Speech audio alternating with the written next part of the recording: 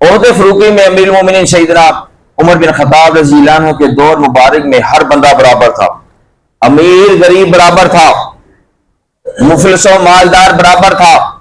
یہ نہیں تھا کہ امیر کے لیے اور حقوق ہے، غریب کے لیے اور حقوق ہے، امیر کے لیے اور قانون ہے، غریب کے لیے اور قانون ہے۔ یہ ہمارے ہاں دور ہے کہ غریب کے لیے اور قانون ہے، امیر کے لیے اور قانون، امیر نکل جاتا ہے، غریب پھنس جاتا ہے، یہ ہمارا قانون ہے۔ لیکن یہ بھی جو نا انصافی کے ساتھ کام کر رہے ہیں، انصاف نہیں کرتے، ان کو بھی اللہ کی بارگاہ میں جواب دینا پڑے گا۔ ایک دنیا کی عدالت ہے، دوسری رب کائنات کی عدالت ہے۔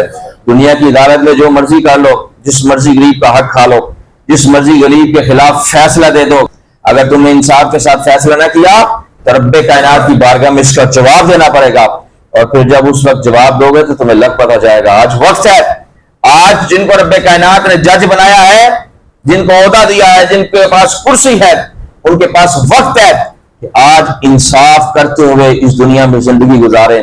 جو مرتبہ ملا ہے پورے حق و انصاف کے ساتھ اس مرتبے کی قدر کرتے ہوئے، اس کرسی کی قدر کرتے ہوئے زندگی گزاریں، پھر رب کائنات جو ہے آخرت میں بھی کامیابی عطا فرمائے گا۔